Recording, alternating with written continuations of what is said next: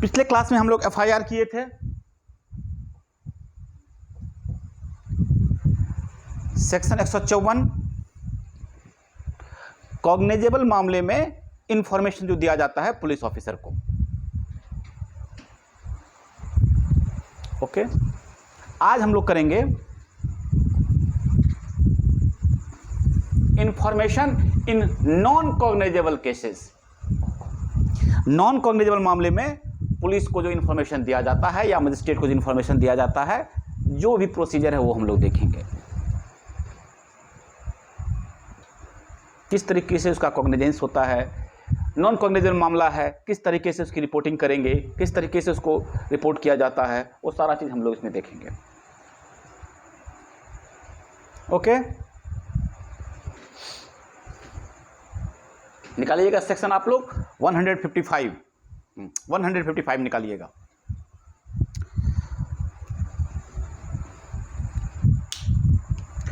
Investigation of non cognizable case, section 155 का पूरा हम लोग देखते हैं, एक एक पढ़ के पढ़ते हैं और सुनिएगा आप लोग। बहुत इंपॉर्टेंट सेक्शन है यह भी आपका। सेक्शन 155 सब section 1, when information is given to an officer in charge of a police station of the commission within the limits of such station of a non-cognizable offence, he shall enter or cause to be entered the substance of the information in a book to be kept by such officer in such form as the state government may prescribe in this behalf and refer the informant to the magistrate। Simple सा चीज़ कह रहा है इसमें भी। वहाँ भी हम लोग कॉग्निजेबल मामले के लिए लिखाने के लिए गए थे, पुलिस स्टेशन में लिखाए थे, ठीक है ना। पुलिस ऑफिसर वहाँ भी क्या करता था, वहाँ जो स्टेट गवर्नमेंट के द्वारा जो बनाया गया, उन लोगों को जो दिया गया पुस्तिका हम जिक्र कर चुके हैं, यहाँ भी जो है बना हुआ रहता है, इन लोगों को रजिस्टर मिलता है, उस रजिस्टर में उसको क्या करेगा, मेंशन करेगा। वहाँ भी मेंशन करता, कॉग्निजेबल मामले में भी मेंशन करना था, उसको रिकॉर्डिंग करनी थी, उसको लिखना था उसको। यहाँ भी क्या करना है, उसको रिड्यूस इन राइटिंग करना है, लिख लेना है। ओके, और उसके बाद जो इसमें लिखा हुआ है, refer the informant to the magistrate, ये हम बोले थे पिछली क्लास में, ये इंपॉर्टेंट चीज़ है। कॉग्निजेबल मामले में क्या होता था और नॉन कॉग्निजेबल मामले में क्या होता है, ये आगे के सेक्शन में भी देखेंगे। फिलहाल सेक्शन 155(1) जो आपको सिर्फ ये कह रहा है कि अगर नॉन कॉग्निजेबल केस है तो क्या करेंगे, आप जाएंगे पुलिस स्टेशन में और उसको क्या करेंगे, सूचना देंगे, और पुलिस अधिकारी क्या करेगा, उसको क्या करेगा, राइट डाउन कर लेगा और इंफॉर्मेंट को क्या करेगा, भेज देगा। कहां रेफर कर देगा, मजिस्ट्रेट को रेफर कर देगा। Clear, section 155(1) clear. हाँ, अब इसी में देखिएगा, इसका सब सेक्शन 2 पढ़ रहे हैं। अब बड़ा ये अच्छा चीज है, आप लोग इसको ध्यान दीजिएगा। No police officer shall investigate a non cognizable case without the order of a magistrate having power to try such case और commit the case for trial. ये ध्यान दीजिएगा, सेक्शन 155 का 2 कह रहा है, सब सेक्शन 2 कह रहा है कि पुलिस ऑफिसर जो है बिना मजिस्ट्रेट के ऑर्डर के नॉन कॉग्निजेबल मामले को क्या करेगा, इन्वेस्टिगेट नहीं करेगा। जिसके जुरिडिक्शन में होगा, जिस मजिस्ट्रेट के पास यह अधिकार होगा उस ऑफेंस का ट्रायल लेने का, उस मजिस्ट्रेट के बिना ऑर्डर के क्या करेगा, वह उसका इन्वेस्टिगेशन स्टार्ट नहीं करेगा। क्लियर। चलिए, वेरी गुड। सिंपल चीजें देखते चले जाइए सीक्वेंस में। अब आइए section 155(3), any police officer receiving such order may exercise the same power in respect of the investigation except the power of arrest without warrant as an officer in charge of a police station may exercise in a cognizable case। यह भी बहुत simple सी बात कह रहा है आपको, इसको decode कर देते हैं। इसमें इतनी सी बात कह रहा है कि अगर पुलिस ऑफिसर को ऊपर ऊपर क्या पढ़े कि बिना ऑर्डर के क्या करेगा, इन्वेस्टिगेशन स्टार्ट नहीं करेगा नॉन कॉग्निजेबल मामले में। अब यहां कह रहा है क्या कि अगर उसको मजिस्ट्रेट से ऑर्डर मिल जाता है, अगर उसको मजिस्ट्रेट का परमिशन मिल जाता है तो वो क्या करेगा, उसकी इन्वेस्टिगेशन स्टार्ट कर देगा। और बिल्कुल सारे उसी मतलब कि जिस तरीके से कॉग्निजेबल मामले में उसको सारा अधिकार होता है, उसी तरीके से नॉन कॉग्निजेबल मामले में भी उसको सारा अधिकार रहेगा, सिवाय अरेस्ट के। अरेस्ट नहीं करेगा बिना वारंट के। कॉग्निजेबल मामले में क्या होता था, जब इन्वेस्टिगेशन करता था तो बिना वारंट के अरेस्ट किया जा सकता था। क्लियर, ये लाइन क्लियर हो गया। कॉग्निजेबल मामले के इन्वेस्टिगेशन में और नॉन कॉग्निजेबल मामले के इन्वेस्टिगेशन में एक ही फर्क है कि कॉग्निजेबल मामला बिना मजिस्ट्रेट के ऑर्डर के क्या होता था, इन्वेस्टिगेट होता था और जरूरत पड़ने पे अरेस्ट भी किया जा सकता था। नॉन कॉग्निजेबल मामले में क्या होता है, बिना ऑर्डर के, बिना परमिशन के इन्वेस्टिगेशन स्टार्ट नहीं होगा। अगर ऑर्डर मिल गया तो इन्वेस्टिगेशन स्टार्ट होगा और सारे अधिकार होंगे सिवाय अरेस्ट के। जिस तरीके से कॉग्निजेबल मामले में उसको अधिकार होता है, आईओ होता है, इन्वेस्टिगेशन ऑफिसर होता है, वो सारा इन्वेस्टिगेट करेगा जिस तरीके से करता है, उसी तरीके से नॉन कॉग्निजेबल मामले को भी वो इन्वेस्टिगेट करेगा, लेकिन अरेस्ट नहीं करेगा बिना वारंट के। क्लियर।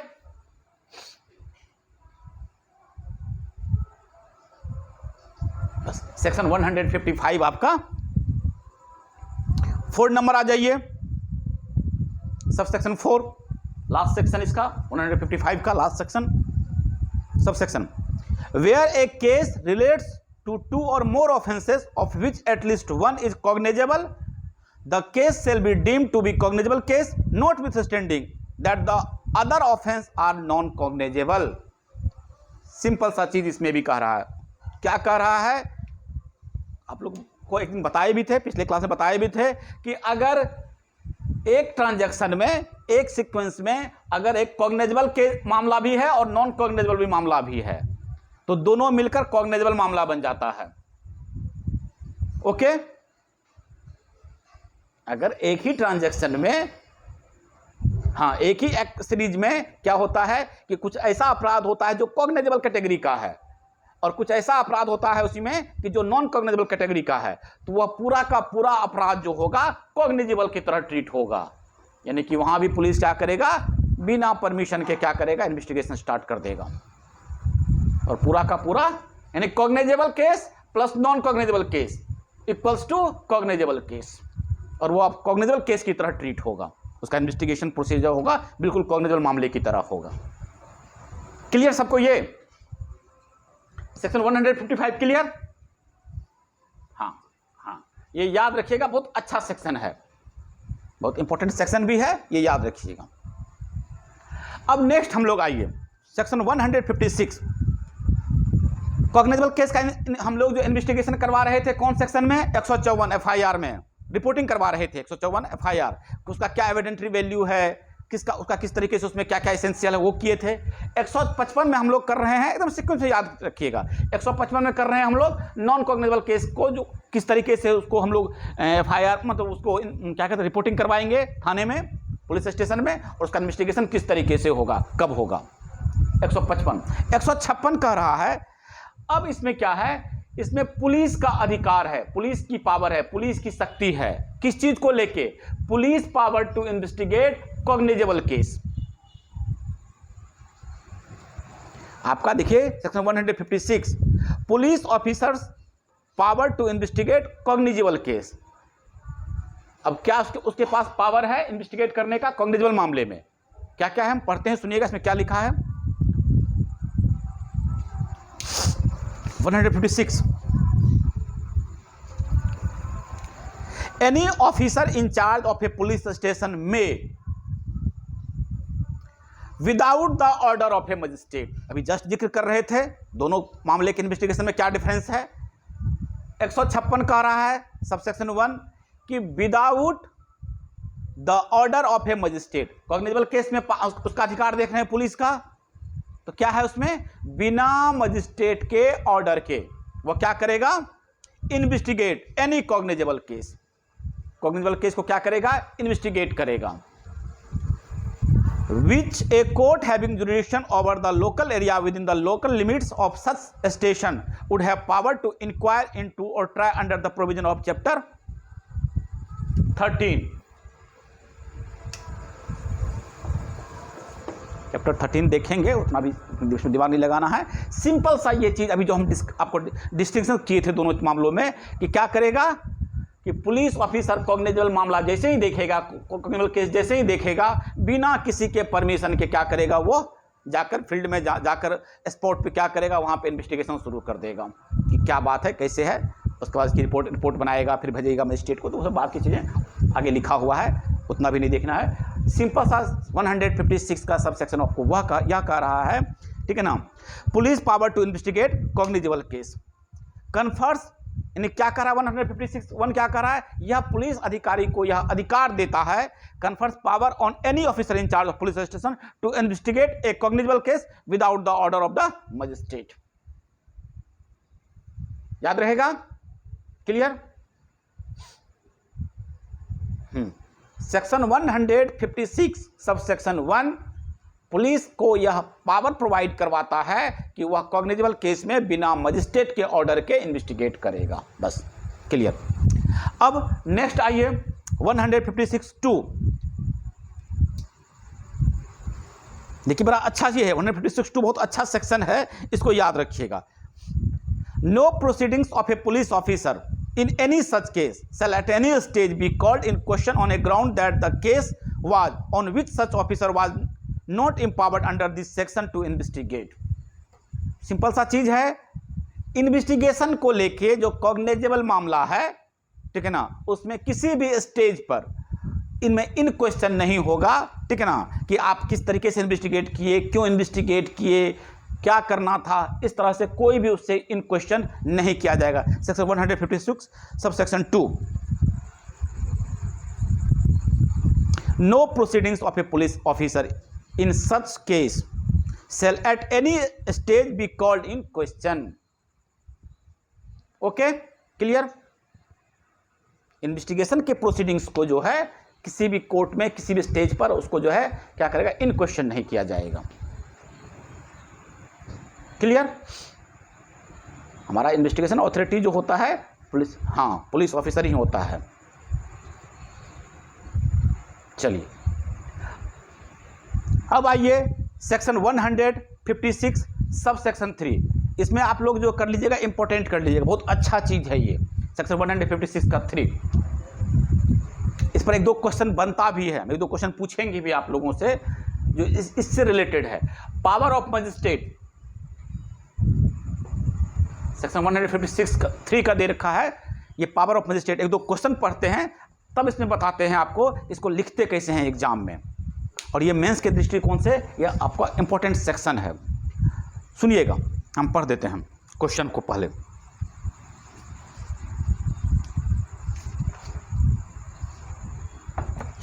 वेयर क्वेश्चन आप लोग अगर राइट डाउन करना चाहते तो आप लोग कर सकते हैं। Whether a magistrate is bound to pass an order on each and every application under section 156 subsection 3 for investigation by police। ये क्वेश्चन पूछा गया एग्जाम में, फिर से बोलते हैं, सुनिएगा आप लोग, क्वेश्चन को समझिएगा भी। ये क्वेश्चन कह रहा है क्या एक मजिस्ट्रेट बाउंड है ऑर्डर पास करने के लिए on each and every application. अगर 156 के 3 में, ठीक है ना, कोई एप्लीकेशन है, क्या उस ईच एंड एवरी एप्लीकेशन पे क्या मजिस्ट्रेट बाउंड है ऑर्डर पास करने के लिए? किस चीज के लिए? इन्वेस्टिगेशन करने के लिए, इन्वेस्टिगेशन करवाने के लिए, किस पुलिस के द्वारा इन्वेस्टिगेशन कराने के लिए क्या मजिस्ट्रेट जो है वह order each and every application पे क्या ऑर्डर पास करना जो है, ऑर्डर पास करने के लिए बाउंड है? क्वेश्चन आप लोग सुन लीजिए। Whether a magistrate is bound to pass an order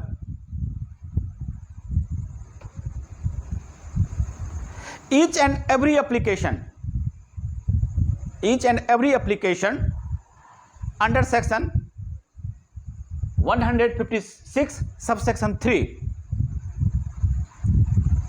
for investigation by police, each and every application under section 156 subsection 3 for investigation by police,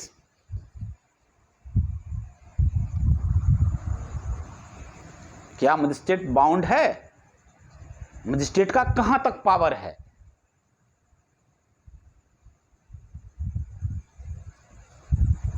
इसी को लेके एक क्वेश्चन और उठता है, इसी सेक्शन को लेके। क्या क्वेश्चन है कि वेदर ए मजिस्ट्रेट, आप लोग राइट डाउन कर लीजिए, whether a magistrate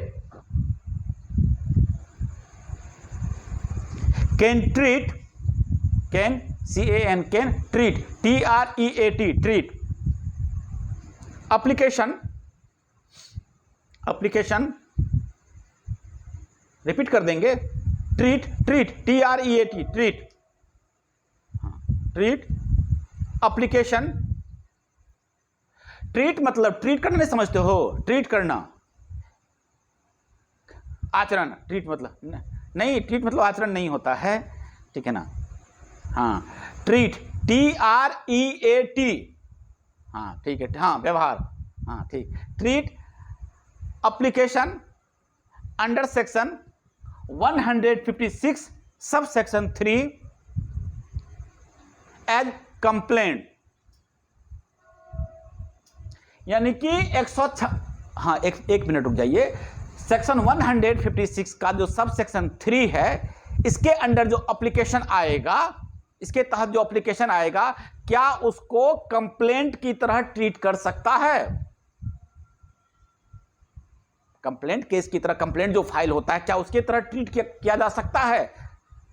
can a magistrate, whether a magistrate can treat application under section 156 sub section 3 as complaint. तो अब देखिए, इन दोनों का जवाब हम देंगे थोड़ी देर में।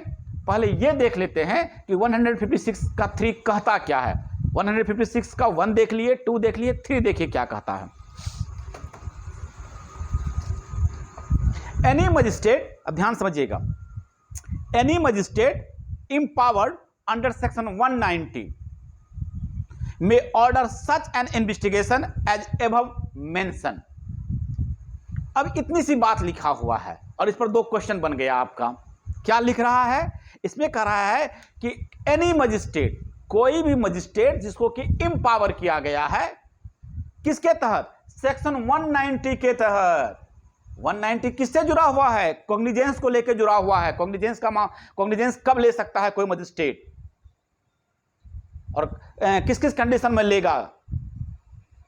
यहां 190 भी पढ़ेंगे, 190 आप लोगों को समझ में आ जाएगा। क्या यहां पे पहले इस सेक्शन को हम क्लियर कर देते हैं। यह कह रहा है कोई magistrate, any magistrate empowered under section 190 में ऑर्डर, जिसको 190 के तहत इम्पावर किया गया है, वो क्या करेगा? ऑर्डर पास कर सकता है सच एन इन्वेस्टिगेशन, इस इन्वेस्टिगेशन को लेके। अभी जिस इन्वेस्टिगेशन के बारे में बात कर रहे थे हम कि इन्वेस्टिगेशन के लिए ऑर्डर देगा, तब वो ऑर्डर इन्वेस्टिगेशन स्टार्ट करेगा पुलिस ऑफिसर, उसके बारे में है कि वह क्या कर सकता है? ऑर्डर पास कर सकता है, जिसको कि इम्पावर किया गया है। किसके तहत? अंडर सेक्शन 190 के तहत।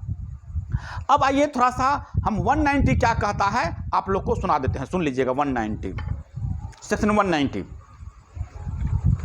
सेक्शन 190 कहता है आपका सीआरपीसी का, cognizance of offence by magistrate, magistrate के द्वारा जो किसी मामले का कॉग्निजेंस लिया जाता है, उसके बारे में बात कर रहा है सेक्शन 190। क्या है सुनिएगा, subject to the provision of this chapter. अब यहां से सुनिएगा, एनी मजिस्ट्रेट, कोई भी magistrate of the first class, यानी मजिस्ट्रेट सबसे पहले कौन से क्लास का होना चाहिए? जो फर्स्ट क्लास मजिस्ट्रेट होगा, फर्स्ट क्लास मजिस्ट्रेट, उसी को इंपावर किया गया है अभी तक इसके हिसाब से। क्या? तो जो फर्स्ट क्लास मजिस्ट्रेट होंगे, कोई भी magistrate, and any magistrate of the second class specially empowered. एक तो फर्स्ट क्लास मजिस्ट्रेट के पास पावर रहेगा, दूसरा क्या कह रहा है कि सेकेंड क्लास मजिस्ट्रेट को भी, जो कि स्पेशली इस काम के लिए एम्पावर किए जाएंगे, in this behalf under sub section 2। अभी सब सेक्शन 2 में देखिए कौन देता है, कौन एम्पावर करता है, सीजीएम साहब करते हैं, तो बाद में देखेंगे, पहले यहां देखिए।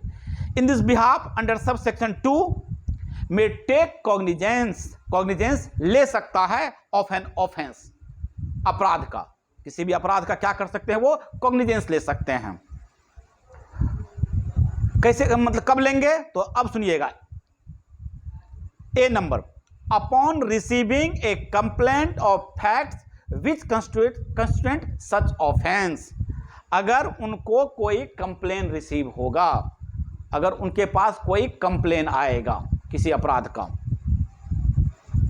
किसी ऑफेंस का, अगर उनके पास कंप्लेन, अगर उनको कंप्लेन मिलता है तब वह कॉग्निजेंस ले सकते हैं, पहला। दूसरा, upon A police report of such facts. पहले तो कंप्लेन पे ले सकते हैं, दूसरा किस पर ले सकते हैं, पुलिस रिपोर्ट पे ले सकते हैं। सी कह रहा है upon information received from any person other than A police officer. Police officer को छोड़ के किसी और के द्वारा भी अगर उनको इंफॉर्मेशन दिया जाता है। उसके बाद और सुनिएगा, हम लोग सुमोटो की बात करते हैं, अक्सर स्वतः संज्ञान की बात करते हैं। अपॉन हिज ऑन नॉलेज, अपने विवेक से भी, अपने ज्ञान से भी, that such offence has been committed, कि कुछ ऑफेंस कमिट हुआ है, उस तरह को, इस तरह, चाहे उसको कंप्लेन रिसीव हुआ है या कोई इंफॉर्मेशन उनको रिसीव हुआ है या पुलिस रिपोर्ट के तहत आया है या खुद के नॉलेज से, इन सब आधार पे जो फर्स्ट क्लास मजिस्ट्रेट होंगे या फिर जो सेकेंड क्लास मजिस्ट्रेट जो स्पेशली एम्पावर किए गए होंगे इन्हीं काम के लिए, वह क्या कर सकते हैं, कॉग्निजेंस ले सकते हैं। क्लियर?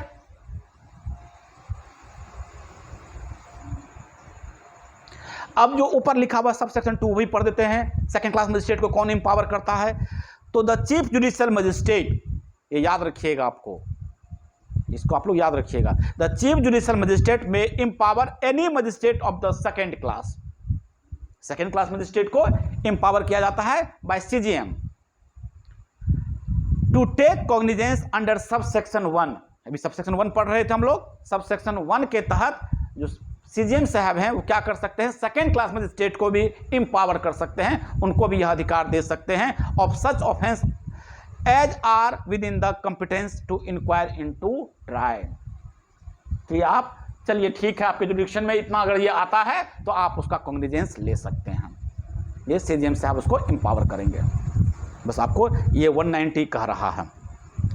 अब हमारा जो जवाब है, हम जो 2 क्वेश्चन पूछे उस क्वेश्चन को आप सुन लीजिएगा आराम से। सबसे पहला क्वेश्चन पूछे कि क्या मजिस्ट्रेट साहब जो हैं वह ईच एंड एवरी एप्लीकेशन पे बाउंड हैं ऑर्डर पास करने के लिए, तो इसका जवाब सुन लीजिएगा आप लोग। हम 1-2 केस भी पढ़ेंगे इसके लिए, आपको सुनिएगा आप लोग।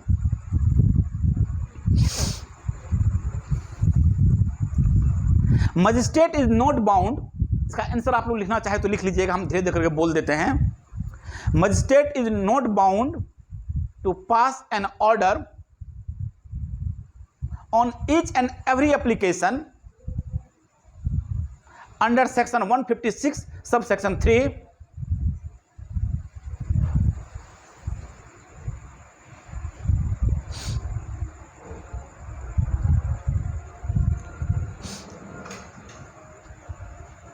for investigation by police।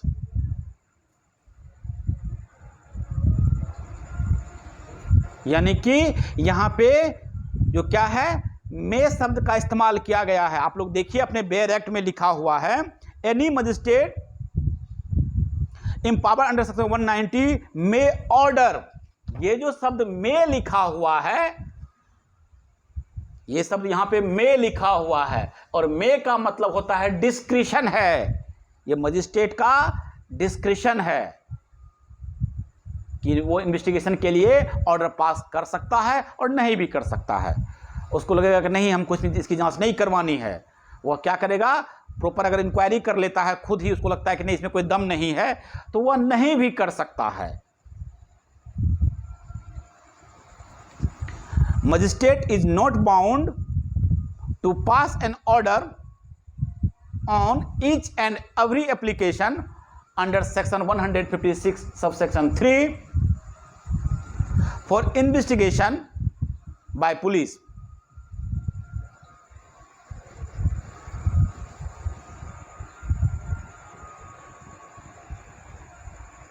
एक 156 का 3 यहां है, यहां मे का इस्तेमाल किया है। और हाँ, और एक बिल्कुल, और 154 में आप लोग जो एफआईआर पढ़े थे वहां सेल का इस्तेमाल किया गया था। बिल्कुल राहुल, हाँ हाँ, वो भी 190 के तहत, वेरी गुड, हाँ 190 के तहत ही लिखा हुआ है ऑन नॉलेज। हाँ, जो भी एम्पावर्ड है उसके लिए वही करेंगे, और वहां भी मेक शब्द का इस्तेमाल है, ठीक है ना। यहां पे जो आप देखिएगा सेक्शन में, in section 156 sub section 3 word may is used, ठीक है ना, नहीं, जबकि आप सेक्शन 154 में देखेंगे where the word shall is used. तो ये आपका 156 का सब सेक्शन 3 था। बहुत अच्छा सेक्शन है। एक तो ये क्वेश्चन हुआ। दूसरा क्वेश्चन क्या पूछे थे, क्या इसको कंप्लेंट की तरह ट्रीट कर सकता है। एक केस है हमारे पास, Suresh Chandra Jain versus state of Madhya Pradesh, 2001 का केस है, 2001।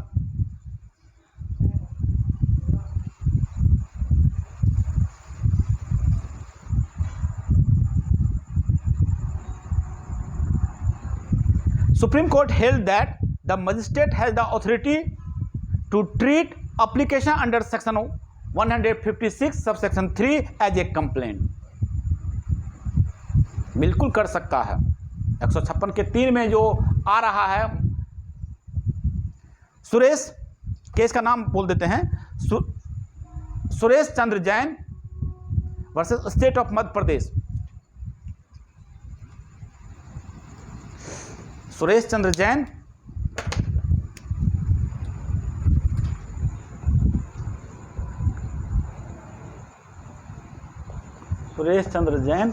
वर्सेस मध्य प्रदेश, 2001 का केस है, और इसमें कहा है कि बिल्कुल कर सकता है।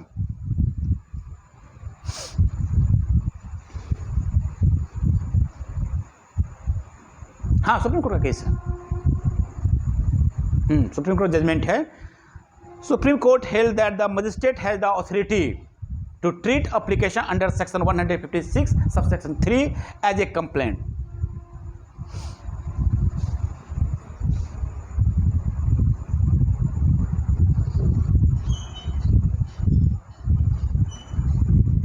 ये हाँ, आपका 156 एक्चुअली क्या है कि 156(3) में कंप्लेन की तरह कर, वो तो इन्वेस्टिगेशन की बात हम नहीं कर रहे हैं ना, आप इन्वेस्टिगेशन की बात कर रहे हैं, हम इन्वेस्टिगेशन पे कहां जा रहे हैं, 156 के 3 के एप्लीकेशन की बात कर रहे हैं।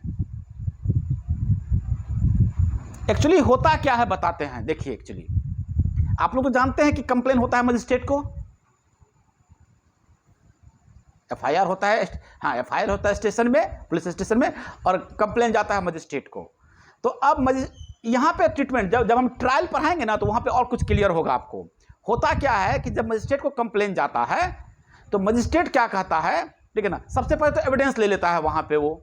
अगर आप लोग कभी कोर्ट गए होंगे तो जैसे कि एक एग्जाम्पल देते हैं कि जैसे हम गए मजिस्ट्रेट के पास, एक कंप्लेन किए कि एक आदमी आता है रोज हमको धमकाता है, सिंपल सा चीज़ है, तो मेरे घर रोज शाम को आता है और हमको धमकाता है, और ये रहा उसका विटनेस, 2-4 लोग को ले गए मान लीजिए, और ये सब उसका विटनेस है, मेरा पड़ोसी है, ये लोग भी जानता है इस बात को, एविडेंस ले लिए। अब मजिस्ट्रेट क्या करते हैं, भेज देते हैं संबंधित थाना को, जिसके अंदर जुडिक्शन आता होगा जिस थाना का, कि जाओ जाओ देखो जी क्या बात है। पुलिस आती है इन्वेस्टिगेशन करने के लिए, उस आदमी को, जो आदमी आता है धमकी देने के लिए, उससे पूछता है क्यों जाकर धमकी देते हो तुम जी इसको।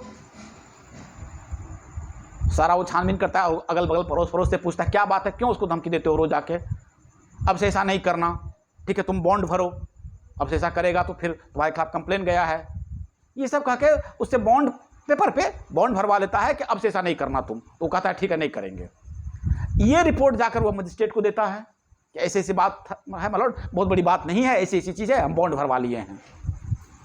हो गया, यहाँ बात खत्म हो गई। बात समझ रहे हो? ये तो हुआ कि बहुत ज़्यादा सीरियस मामला नहीं है। लेकिन अगर कोई सीरियस मामला बन के आता है, कोई इशू है जहां मारपीट हो गया है, धमकी दिया, कंप्लेन किया, फिर आया, दोबारा मारपीट कर लिया, सर फोड़ दिया, कंप्लेन मजिस्ट्रेट के पास लगा हुआ है, मजिस्ट्रेट कहेगा कि इस कंप्लेन को बदल दो एफआईआर में। अब समझे फैजल? ट्रीटमेंट समझ रहे हो ना? तो अब फिर से दोबारा, फिर नहीं, अब फिर दोबारा नहीं बोलेंगे। अब वीडियो सुन लीजिएगा। हम ये कह रहे हैं कि जब मामला गंभीर हो गया, एक से, हाँ बोलिए, जब मामला गंभीर हो गया, बोलिए बोलिए बोलिए, सुन रहे हैं?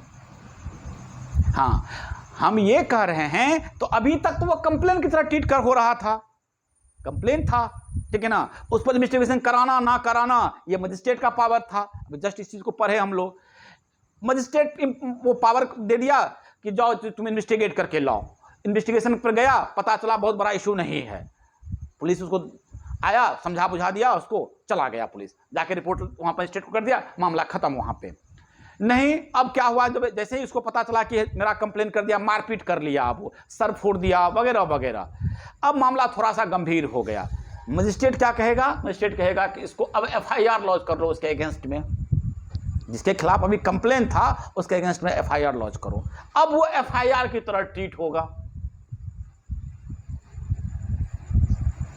हाँ बिल्कुल, अब थाने में चला गया मामला, एफआईआर जब भी होगा वो थाने में होगा। हाँ, अब वो थाने में, थाने से उसका चार्जशीट वगैरह सब जो भी उसका प्रोसीजर है उस तरीके से उसका ट्रीटमेंट होगा। इन्वेस्टिगेशन लिखी जाएगी, चार्जशीट फाइल होगा, हाँ, उसका फिर ट्रायल चलेगा उस तरीके से। क्या हुआ? हाँ हाँ बिल्कुल, मजिस्ट्रेट का आदेश से एफआईआर हुआ वहां पे अब वो, ठीक है ना, नहीं तो कंप्लेन केस रहता वो। ओके, हाँ, ये आपका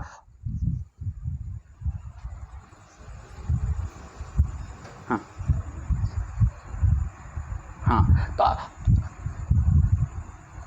पुलिस, हाँ बिल्कुल, क्योंकि कंप्लेन तो वहीं गया है ना, अब तो मामला, अब नहीं, एक्चुअली वो तो देखो दोनों तरीके से ट्रीटमेंट है। ये तो हमारा एप्लीकेशन है, अब मजिस्ट्रेट के पास वो दोबारा चला गया, ठीक है ना, कि ऐसे ऐसे फिर आके मारपीट कर लिया मेरे साथ, ठीक है ना, तो इन्वेस्टिगेशन पुलिस करके पहले ही दे दिया था कि मामला बहुत छोटा छोटा सा है। अब वो जाके कह दिया कि नहीं, ये मामला बड़ा गंभीर हो गया, मेरे पास आके मारपीट हो गया, ये रहा मेडिकल सर्टिफिकेट, हॉस्पिटलाइज हो गए थे, सर फट गया है मेरा। अब वही मजिस्ट्रेट क्या करेगा, इंचार्ज को कहेगा कि तुम इसका एफआईआर करो, अब ये, अब मामला कॉग्निजेबल हो गया, ये अब एफआईआर की तरह ट्रीट होगा, ये इसका ट्रायल एफआईआर की तरह हम करेंगे अब। ठीक, ओके, मामला नहीं वहीं खत्म हो गया।